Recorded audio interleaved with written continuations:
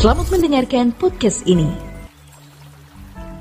Shalom, Bapak, Ibu, dan saudara-saudara yang terkasih di dalam Tuhan. Kebenaran saat ini berjudul Awasilah Dirimu Sendiri.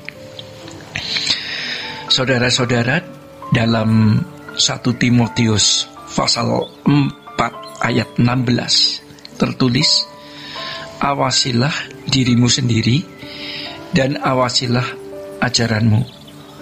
Bertekunlah dalam semuanya itu, karena dengan berbuat demikian engkau akan menyelamatkan dirimu dan semua orang yang mendengar engkau. Saudara, ini merupakan rangkaian nasihat Paulus kepada anak rohaninya Timotius. Ya, berangkat dari nasihat ini, kita memperoleh pesan yang kuat untuk mengelola pikiran dan perasaan kita, sehingga dapat memiliki kemampuan untuk selalu sesuai dengan pikiran perasaan Bapa. Harus disadari bahwa setan begitu licik untuk mengarahkan kita kepada hal-hal yang ternyata membuat kita menjadi tidak was-was atau tidak mawas diri, sampai pada tahap kita tidak mengenal diri kita sendiri. Oleh karenanya tidak heran apabila Paulus menasihatkan, awasilah dirimu sendiri. Saudara-saudara, kita harus berada dalam kegentaran di hadapan Allah dan meminta agar Tuhan menyelidiki kita. Jangan sampai kita baru menyadari keburukan dalam diri kita berupa kesombongan-kesombongan, kebengisan-kebengisan, dan kelicikan-kelicikan terselubung ketika akan menghadap Bapa. Selagi kita masih memiliki nafas dan jantung yang berdetak, kita harus segera menyadari kesalahan, ya, meminta ampun dan berubah. Permintaan ampun kita kepada Tuhan bukan hanya atas perbuatan salah yang kita lakukan, tetapi juga atas potensi dosa yang masih ada. Oleh karenanya, kita harus selalu melihat potensi dosa yang masih ada dalam diri kita. Mungkin kita tidak bisa dijatuhkan oleh uang, oleh perempuan cantik bagi pria, atau oleh pria tampan bagi perempuan.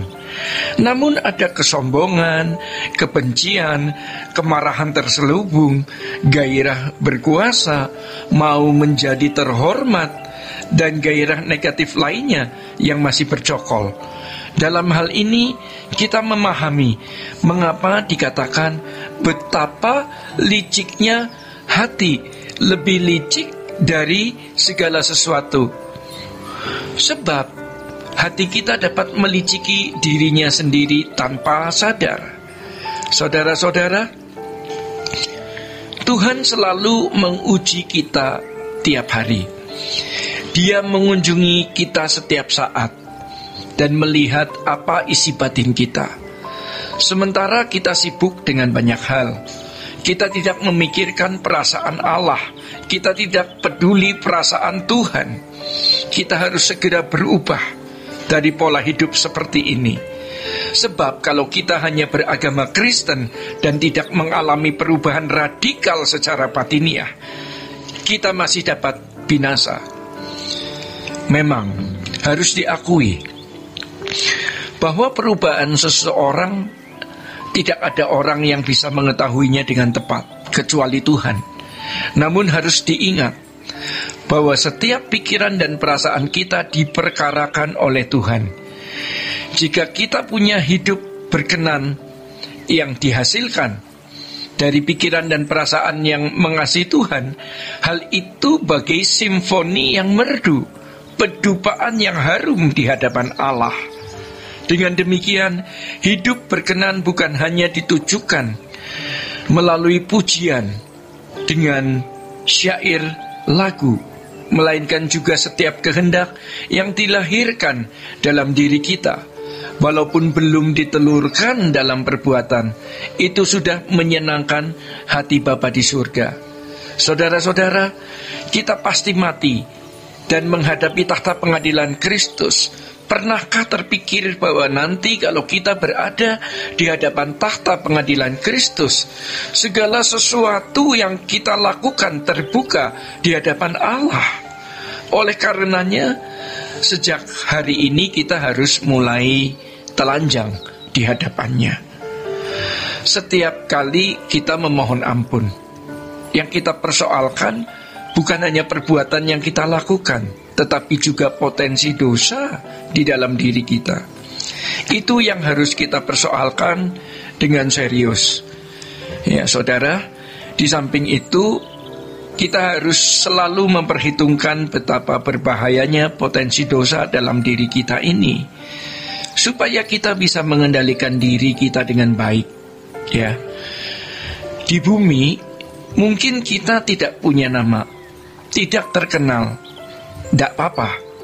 Namun ketika kita didapati Tuhan berkenan di hadapannya kelak, itu merupakan prestasi rohani yang tidak terkatakan. Saudara-saudara, ada kekayaan yang harus diolah setiap hari sehingga kita memiliki kecerdasan rohani.